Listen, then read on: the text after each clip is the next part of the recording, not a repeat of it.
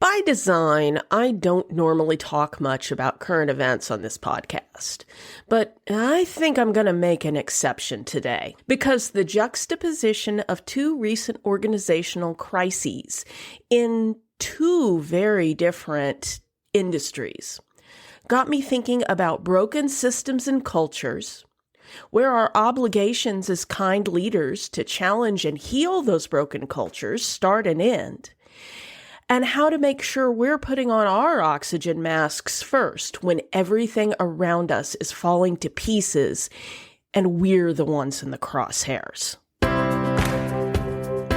Welcome to the Kind Leadership Challenge, where I present short, actionable challenges that empower educational leaders like you to build a better world without burning out. I'm Dr. Sarah Clark, founder of the Kind Leadership Guild, where I use my PhD in higher ed leadership and nearly 2 decades of experience in academic libraries to advise a growing community of leaders who are ready to transform their school or library's doubt, dysfunction, and drama into confidence, clarity, and trust. Kind leadership's pretty simple, but it's rarely easy. So if you're up for a challenge, stick around to learn how to create a legacy that will strengthen your community long after you're gone. Let's kick off with a story that may seem a little bit off topic at first. The first recent event began on the evening of January 5th, 2024, in the skies over Portland, Oregon. A few minutes after Alaska Airlines Flight 1282 took off, a door plug, or panel installed in the side of an airplane to plug an unnecessary door opening, blew out at about 14,000 feet, causing an uncontrolled decompression of the plane. Thankfully, the pilots were able to land the plane safely, and no serious injuries were reported. But the world was soon shocked to learn that the near catastrophe had been caused by bolts that had not been properly installed on the brand new Boeing 737's door plug. And initial inspections found the same problem on other new airplanes. Now, the CEO of Boeing quickly owned up to what he called the, quote, quality escape. And as I record this episode, Boeing, the FAA, and the NTSB are working to figure out what happened to Boeing's systems and how to fix it. Because if there is a culture of sloppiness and missing the details on the assembly line, then similar malfunctions could happen to any Boeing in the skies. The second story is a heartbreaker that hit close to home for me. And frankly, if you don't think this or something similar could happen at your school or library, then you're not paying attention. On January 8th, 2024, Dr. Antoinette Bonnie Candia-Bailey died by suicide 5 days after being terminated from her position as Vice President of Student Affairs at Lincoln University in Missouri. As I read more on LinkedIn about the circumstances of probable burnout from impossible expectations, unsupported mental health struggles, alleged bullying and harassment by the president of the university, who's now on administrative leave, and the general toxicity that contributed to this tragic outcome, I felt something in between despair and rage. For all the claims we make to becoming a fairer, more equitable, and inclusive society, I keep seeing various versions of Dr. Candia-Bailey's story play out in microcosm throughout my career, both inside and outside of higher education. There are several important lenses that we as leaders need to use as we explore the lessons of these two events. And I'm going to link to some of the best pieces I've read on them in the show notes. But after reflection about what I'm actually qualified to rant intelligently about, I think I'm going to take things back to the root cause of both events, a broken organizational culture. Because if a plane door falls off or an organizational leader is driven to self-harm, there is something wrong with your culture. And that begs a question for us leaders who may both feel the effects of a toxic system and feel an obligation to fix the toxicity. If you are a leader in a toxic culture, what are your responsibilities to your organization, your community, and most importantly, to yourself? Well, I'm going to tackle that last responsibility, the one to yourself, first, because I want to make this crystal clear. Kind leaders want to build a better world. That's why we try to improve ourselves with resources like the Kind Leadership Challenge podcast. But we also want to build a better world without burning out. There are situations and institutions where the obstacles standing between you and change leadership are high and grueling. I have had workplace experiences where tackling those hurdles and disproving naysayers, abusers, and harassers was worth the fight. And I have had other experiences where it wasn't worth the fight. As my fellow Gen X nerds know from that classic movie War Games, sometimes the only winning move is not to play. When you are up against harassment, bullying, and systemic struggles that are beyond your strength to endure, it doesn't matter how much you love the organization or your team or the role. It doesn't matter if you're the first. It doesn't even matter if you did make some mistakes on your learning curve. Boeing engineers being discouraged from reporting problems in order to keep construction on schedule just makes delays worse when all the 737s get pulled from the skies to make emergency repairs. And yes, educational and library leaders make mistakes every day. Lord knows I do. But last I checked, a boss having, quote, serious concerns with a team member's performance, as Lincoln University President John Mosley said in his termination letter, that's not considered a death penalty eligible offense by the state of Missouri.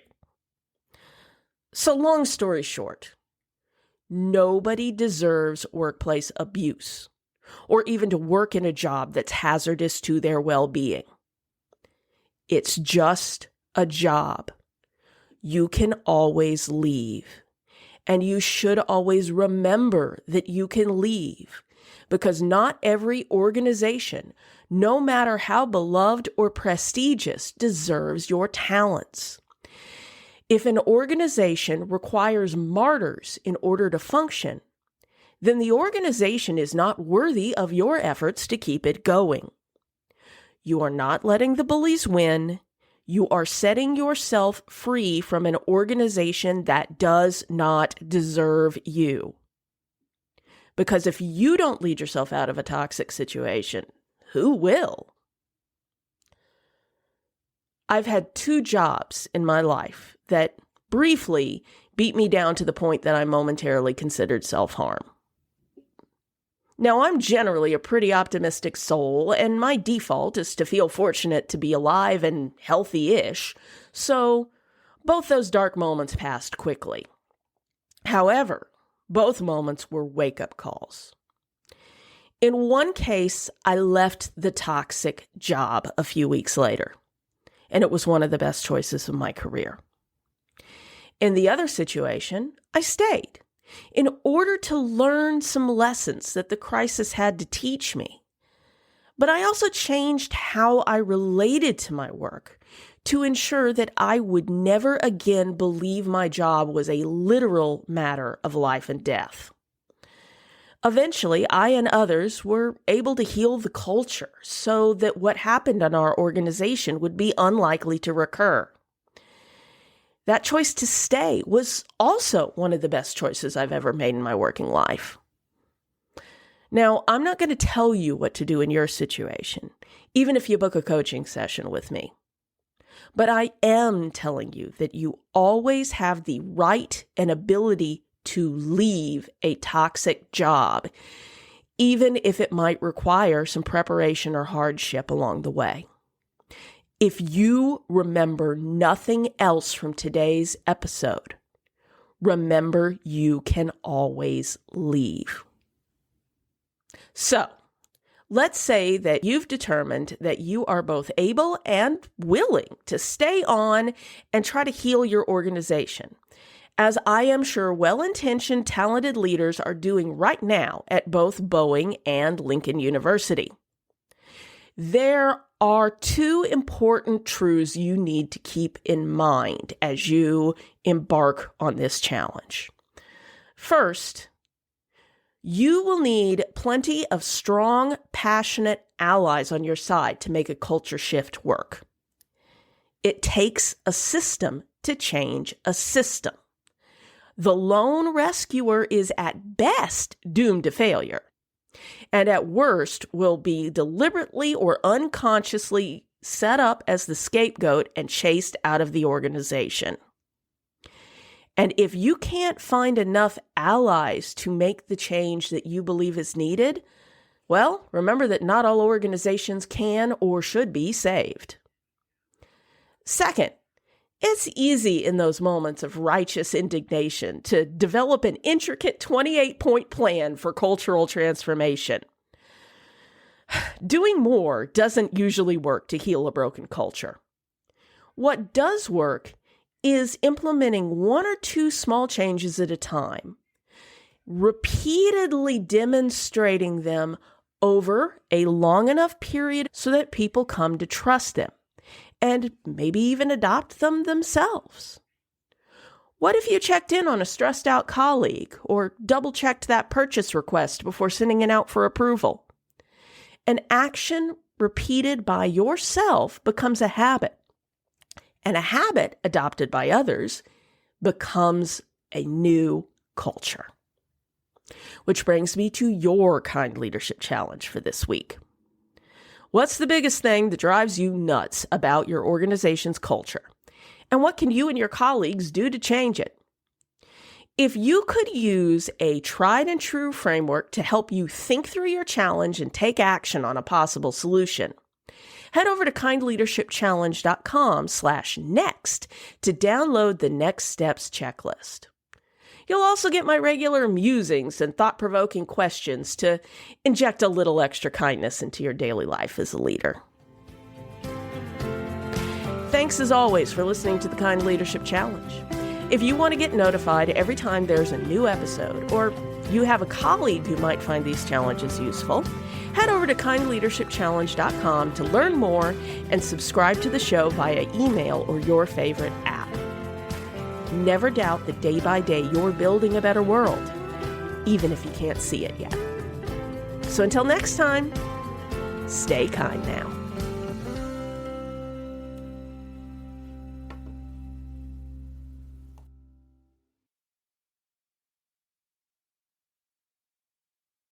Need a confidential community of like-minded educational leaders who'll support you in your ups and downs? Check out the Kind Leadership Guild. Want a leadership coach who's as close as your DMs? That's also the Kind Leadership Guild. And what about on-demand training that guides you through everyday challenges and the big shifts that will help you build a better world without burning out? You guessed it, the Kind Leadership Guild has you covered there too. To learn more, head to kindleadershipguild.com.